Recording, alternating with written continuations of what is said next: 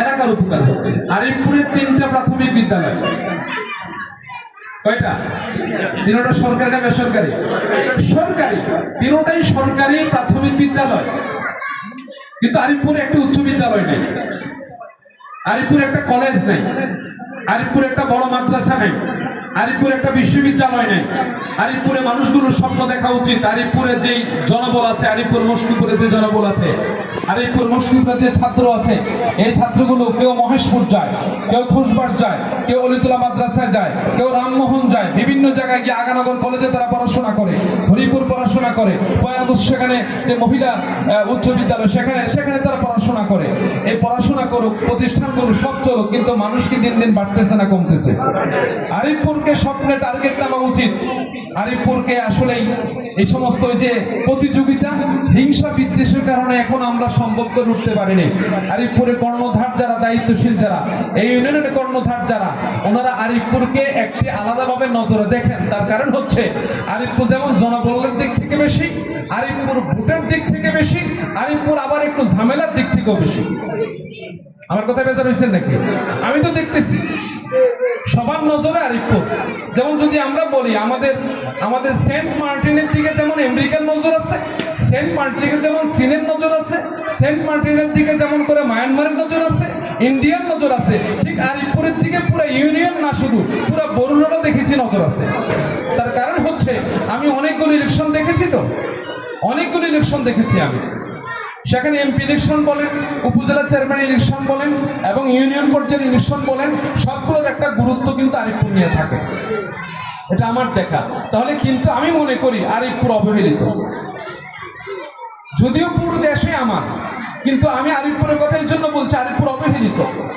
আরিফপুরে সে জাতীয় কর্ণধার এখনো তৈরি হয়নি, যে কর্ণধারেরা আরিফপুর একটা উচ্চ বিদ্যালয় নিয়ে আসবে, একটা বালিকা বিদ্যালয় নিয়ে আসবে, একটা বিশ্ববিদ্যালয় চিন্তা করবে, কলেজ বিশ্ববিদ্যালয় চিন্তা করবে। এই চিন্তা এখন আমার মনে হয় আরিফপুরের কর্ণধারদের ভিতরে প্রবেশ করেনি। এই চিন্তা আজ থেকে 20 বছর আগ থেকে আমি লালন করছি। হিংসা বিদ্বেষের বলয়ের কারণে আমি এটা পারছি না। আমি কৈফিয়ত দিচ্ছি। আমার টার্গেট ছিল অনেক বেশি বড়। আরিফপুরে বড় একটা গুরুস্থান নেই, এত বিশাল একটা গ্রাম কিন্তু বড় একটা গুরুস্থান নেই। আমার স্বপ্ন ছিল যে আরিফপুর অনেক বড় একটা গুরুস্থান হবে, যেটা রামমোহনে আছে, গোপালনগরে হাজী সাহেবদের একটা বড় একটা বিশাল একটা গুরুস্থান আছে, রাস্তার পাশে ভিতরে আরেকটা আছে, রাস্তার পাশে ছোট, ওখানে বিশাল বড়, অনেক বড় আছে। জি করছি, জি এরকম অনেক জায়গায় আছে, একটা গুরুস্থান এখানে দরকার। টার্গেট নেওয়ার মতো যদি লোক থাকে, আরিফপুরে টাকাওয়ালা লোকের অভাব নাই। টাকা এরা পানির মতো ছিটায়, পানি যেমন স্প্রে করে না, এরা টাকা স্প্রে করার মতো ক্ষমতা এদের বহুজনের আছে, বহু যোগ্যতা এদের আছে। এরা আকাশে বেশিরভাগ ছিটায়, কাজে ছিটায় কম। আমার কথাগুলো যদি একটু রূঢ় হয়ে যাচ্ছে, কষ্ট হয়ে যাচ্ছে, আমি আহ্বান করব আপনারা যদি চেষ্টা করেন ইনশাআল্লাহ তাআলা আরিফপুরকে আরো সুন্দর করা সম্ভব নাকি অসম্ভব। আমি আহ্বান করেছি, আমি 3 মাস আরিফপুর আসি নাই, 3 মাস আরিফপুর খাই নাই। আরিফপুরে মানুষের মনে আছে কিনা আমি জানি না, ঠিক আছে। 3 মাস আরিফপুর থেকে দূরে ছিলাম, তার কারণ ছিল একটা, সেটা হচ্ছে বাদ্য বাজনা সহ ইসলামের বাহিরে গিয়ে কিছু কাজ আরিফপুরে খেলাধুলার নামে হয়েছিল। আলহামদুলিল্লাহ পরবর্তীতে এগুলো ওনারা মাইনাস করেছে, আমার সঙ্গে ওয়াদা করেছে, আর হবে না বলে স্বীকৃতি দিয়েছে। তারপর আরিফপুরে আসছি, আরিফপুরে খাইছি। আপনারা যদি মনে করেন যে আরিফপুর না আসলে আমার ভাত বন্ধ হয়ে যাবে, মনে হয় চিন্তাটা ভুল। রিজিক কার হাতে? রিজিক কার হাতে? আল্লাহর হাতে। গত কয়েকদিন আগে লতিফপুর আসছি, লতিফপুর প্রোগ্রাম করছে, অনেক সুন্দর প্রোগ্রাম, অনেক বড় প্রোগ্রাম হয়েছে আলহামদুলিল্লাহ। মসজিদে প্রোগ্রাম করেছেন, আল্লাহর মেহেরবানি। এর কিছুদিন আগে আদমপুর আসছিলাম, আসি চলে যাই।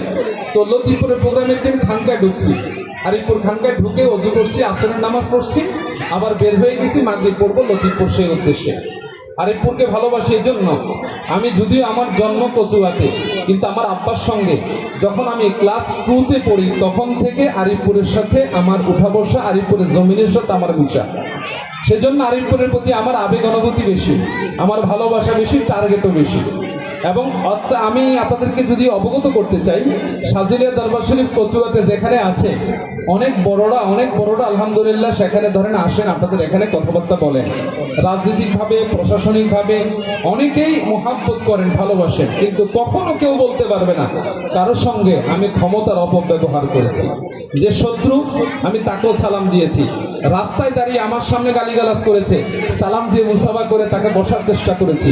আপনাদের এলাকায় আমার এক কাফের ফতুয়া দিছে, যে কাফের আমাকে বলে ফতুয়া দিয়েছে, লিখেছে, বলেছে তাকে মারার জন্য একটা গ্রুপ তৈরি হয়ে গেছে, ইয়াং জেনারেশন, তাকে মারবে। বললাম না, সাবধান, তার গায়ে হাত উঠানো যাবে না। তো হুজুর এটা কেমন কথা, সেটা কেমনে বললো, এটা কেমনে মানি আমরা তো মানতে পারতেছি না। বললাম আপনারা সবর করুন, আমি দেখতেছি। পরে আমাদের ওই যে জিলানি হাজি সাহেব ছিল, আব্দুল জলিল সহ, আমার মনে হয় মনির মেম্বার সহ কয়েকজনকে ওদেরকে পাঠাইলাম যে আপনারা ছেলের বাড়িতে যান, যা ছেলে একদম গোপনে রাত্রে 10:30টার পরে একজনকে পাঠাইছি আপনারা ফল ফুল কিনে নিয়ে আসেন, আরেকজনকে পাঠাইছি আপনি ছেলের বাড়িতে ওই যুবকের বাড়িতে যান, যে গোপনে সেখানে আপনি থাকেন, আমি তার বাড়িতে ঢুকবো। রাত্রে তখন 10:30 না 11:15, তো আমি সেখানে ঢুকছি আর কি। সেখানে গেছি, যাওয়ার পরে ছেলের বাবা আমাকে দেখে তো অবাক, তো হুজুর আমি তো আপনারা হুজুর পাবো জীবন আশাও করি না, হুজুর আপনি এখানে আসছেন। আমি বললাম যে বাবা আপনার ছেলে এরকম একটা কথা বলছে, আমার কানে গেছে এবং সে লেখছে, আমি দেখছি, এই জন্য আমি তার কাছে একটু কালিমাটা তাকে সাক্ষী রেখে পড়তে চাই। সেই জন্য আল্লাহর কাছে হাসর ময়দানে রসুলের সামনে সাক্ষী দেয় যে আমি কালিমামান একজন ইমানদার। আমি তার কাছে এই জন্য আসছি, আমি আপনার কাছে বিচার নিয়ে আসি না। উনি ওনার মাথাটা পিলারের সঙ্গে বাড়াবাড়ি করতেছে আর কি, তো পিটাচ্ছে। আমি ওনারে জড়াইয়া ধরলাম, না আপনি এটা করলে আমি মন খারাপ করবো, রাগ করবো, আমার মন কষ্ট পাবো। ছেলে কোথায়? ছেলে ওষুধের জন্য গেছে। আসুক, আমি বসছি, ছেলে ওষুধ নিয়ে আসছে, আসার পরে ছেলেও আমাকে দেখে অবাক করে, তার সঙ্গে মুসাফা করে তার সঙ্গে কথা বললাম, কোলাকুলি করে তার সাথে বসে মিশে তাকে বললাম, আমি আপনাকে সাক্ষী রেখে বলছি আল্লাহ ছাড়া কোনো মাবুদ নাই, হযরত মুহাম্মদ রাসূলুল্লাহ সাল্লাল্লাহু আলাইহি ওয়াসাল্লাম আল্লাহ রাসূল, এবং আশহাদু আল্লা ইলাহা ইল্লাল্লাহু ওয়াহদাহু লা শারীকা লাহু ওয়া আশহাদু আন্না মুহাম্মাদান আবদুহু ওয়া রাসূলুহু। আমি এটা বললাম হাসরের ময়দানে রাসূলের সামনে আল্লাহ পাককে আপনি সাক্ষী দিবেন যে আমি ঈমানদার। বলেন এই সাক্ষ্যটা আপনি দিবেন কিনা ভাই, বলেন আপনি? জি হুজুর ইনশাআল্লাহ। আমি বললাম আলহামদুলিল্লাহ, আপনার প্রতি আমার আর কোনো ডাক নাই। কথা বুঝছেন? আমি শত্রুর সাথে কখনোই আমি বিতর্কে জড়াই না। কালকে জাকির সাহেবের সবকে বলছি, কোনো সমস্যা হলে আমরা সরাসরি ফোন দিয়ে, ওনার নাম্বারটা আমার এখানে সেভ ছিল, মোবাইলটা চেঞ্জ করেছি, নাম্বার পাচ্ছি না। পরে স্বামী সব নিজেই বললো হুজুর ইয়ারে ফোন দেয়, আমরা স্যারের সবটা ফোন দেয়। বললাম নাম্বারটা আমারে দেন, আমি একটু ফোন দিই। তো নাম্বারটা আমি নিছি, আমি ফোন দিছি। আমি সব ফোন দিচ্ছি কিনা আমি জানি না। তো আন্তরিকতা আপনাদের ভিতরে থাকুক, এটা আমি চাই। কেউ কারো শত্রু না। ইলেকশন করবেন জাকির সাহেবের সাহেব, ইলেকশন করবে নাজমুল সাহেবের, ইলেকশন করবে অমুক তমুক, অনেকে করবে। শামীম সাহেব করবে কিনা এখন আমি শিওর না, জানি না, যেহেতু উনি আমার এখন ওইটা খোলাখুলিভাবে বলে নাই। কিন্তু নির্বাচনকালীন সময়ে সাজুলিয়াকে বিভক্ত করে, আরিফপুরকে বিভক্ত করে কোনো দ্বন্দ্ব হোক, এটাকে আমরা চাই। আমরা চাই, কারা কারা চাই না? নারে তাকবীর, নারে রিসালাত। আল্লাহ আমাদের কবুল করুন, সকলে বলি আমিন। আমি কাউকে শত্রু মনে করি না। আমি মাঝবান্ডার দরবারে গিয়েছি, মাঝবান্ডার ওনারা আমার যে আপ্যায়ন করেছে আপনারা অবাক হবেন। সাজুলিয়াকে ওনারা এত বেশি ইজ্জত করেছে, কল্পনাতীত ইজ্জত করেছে। বাংলাদেশের অসংখ্য দরবারে আমি গোপনে গিয়েছি, প্রকাশ্যে যাই নাই। ছবি উঠানো আমার ইচ্ছা না। আমার